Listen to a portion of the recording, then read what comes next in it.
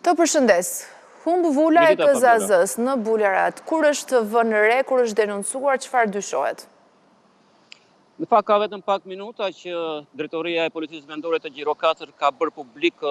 këtë fakt duke e shpërndar për mediat edhe komunikatën zyrtare në të cilët shprehen se ka qenë vetë sekretari i kësaj KZAZ-je të fshatit Grapsh, e cila është edhe KZAZ-ja më e madhe në zonën e minoritetit grek, ku sekretari i shtetas i thotë 36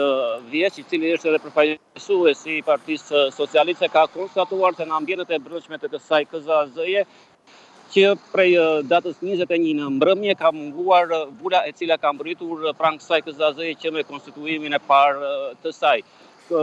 36 vjeçari ka shkuar menjëherë në ambientet e drejtorisë policisë, ka bërë denoncimin dhe tashmë prokuroria është duke hetuar mbi të gjithë ata personat të cilët kanë patur mundësi apo të drejtën për të hyrë në këtë ambient për të zbardhur këtë ngjarje e cila vjen pikërisht disa ditë para zgjedhjeve parlamentare. Është një zonë që, siç e thash, ka numrin më të lartë të votuesve në minoritetin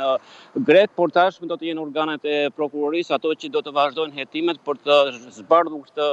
ngjarje dhe për të gjetur edhe personin i cili ka marrë këtë vulë, e cila deri në këtë moment e konstatohet e humbur. Pra nuk kemi një konfirmim që ajo mund të jetë marrë në mënyrë enkas nga ambientet e kësaj KZAZ-je, ndërkohë që në dijeni është vënë sigurisht edhe Komisioni Qendror i Zgjedhjeve në Tiranë dhe do të presim në vazhdimësi hetimet nga prokuroria për të çështje që, siç e thash, do të thërritet një numër i lartë personazh, të paktën ata që kanë të drejtë të hyjnë në këto ambiente të kësaj KZAZ-je që është në pritje të zgjedhjeve të 11 majit. Dhe a ka kamera sigurie, Godina? Ajo është një qendër e cila gjithmonë ka shërbyer ndër vite si qendër zgjedhore, është ish Vatra e Kulturës dhe nuk është e pajisur me kamera të sigurisë. E kuptoj. Mirë, Helidon, faleminderit për këtë raportim.